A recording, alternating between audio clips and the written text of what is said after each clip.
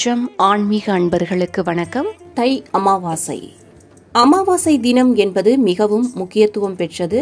தை அமாவாசை, ஆடி அமாவாசை மற்றும் புரட்டாசி அமாவாசை மிகவும் சிறப்புடையது. ஆடி மாதம் வரும் அமாவாசை என்று மூதாதையர்களை வரவேற்கும் நாம் தை அமாவாசை என்று அவர்களுக்கு விடை கொடுத்து அனுப்பி வைக்கிறோம். பெரும்பாலும் சனிக்கிழமைகளில் வரும் அமாவாசை தினம் மிகவும் சிறப்பு வாய்ந்ததாக கருதப்படுகிறது.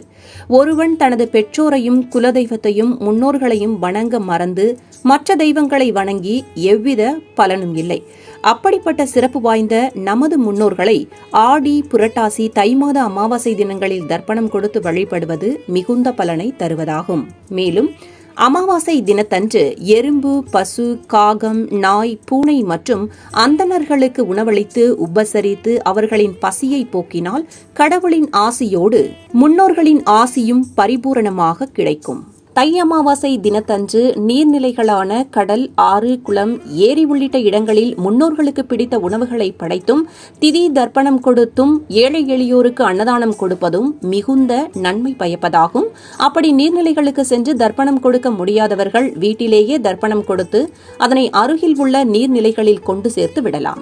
பொதுவாக அமாவாசை தினத்தில் அன்னம், கருப்பு உளுந்து, கருப்பு எள், வெல்லம், உப்பு, ஆடைகள் போன்றவற்றை ஏழை எளியோருக்கு தானம் அளிப்பது மிகவும் புண்ணிய செயலாகும். அதோடு நம்மை விட்டு மறைந்த முன்னோர்களின் ஆசியையும் அது பெற்றுத்தரும்.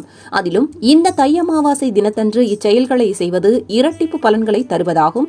இப்படி செய்வதால் நமது முன்னோர்கள் நற்கதி அடைவதும் பசியாரி திருப்தியுறுவதும் மட்டுமல்லாமல் நம்மையும் ருண ரோக பிரச்சனைகளில் இருந்து விடுவிப்பதோடு பல்வேறு காரிய தடைகளையும் போக்கி நற்பலன்கள் நடைபெற அருள் புரிகிறார்கள். தை அமாவாசையில் முன்னோரை வணங்குவோம், அவர்களின் ஆசியை பரிபூரணமாக பெறுவோம்.